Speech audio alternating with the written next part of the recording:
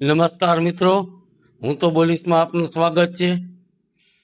અમરેલી નગરપાલિકા એટલે રજવાડું, રાજાશાહી શાસનથી ચાલતું તંત્ર હોય તેવું લોકોને આભાસ થઈ રહ્યો છે. અમરેલી શહેરના અનેક વિસ્તારોમાં ગટરના ગંધાતા પાણીઓ રોડ ઉપર ફરી વળ્યા, છતાં તંત્ર મૌન. અમરેલી શહેરમાં ગટરના ગંધાતા પાણીના કારણે બાળકો અને વૃદ્ધોમાં પાણીજન્ય રોગ ફેલાય તેવી સંભાવનાઓ. વાત કરવી છે મારે અમરેલી શહેરમાં બ્રાહ્મણ સોસાયટી એરપોર્ટ પાછળના ભાગે આવેલ જય યોગેશ્વર સોસાયટીમાં પાલિકાના ચોપડે બોલે છે, પણ સફાઈ ગટરના ગંધાતા પાણીથી લોકો ત્રાહિમામ પોકારી ઉઠ્યા છે.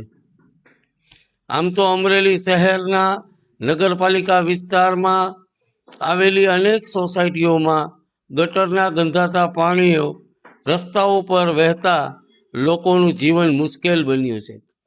ગટરના પાણીના કારણે ભારે દુર્ગંધ ફેલાઈ રહી છે, તેમજ રોગચાળો ફેલાવાનો ભય વધી રહ્યો છે. સ્થાનિક રહેવાસીઓએ જણાવ્યું કે અનેક વખત પાલિકામાં લેખિત મૌખિક રજૂઆતો કરી, ઓનલાઈન રજૂઆતો પણ કરી, છતાં તંત્ર મૌન. પાલિકાની બેદરકારીના કારણે લોકોમાં ભારે નારાજગી જોવા મળી રહી છે.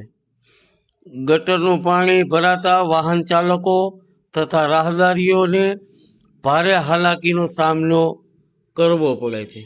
ખાસ કરીને બાળકો અને વૃદ્ધોમાં સમસ્યા ગંભીર બની છે. સ્થાનિકોનું કહેવું છે કે જો વહેલી તકે સમસ્યાનો ઉકેલ નહીં આવે તો પાલિકા સામે ઉગ્ર આંદોલન કરવા મજબૂર બનવું પડશે.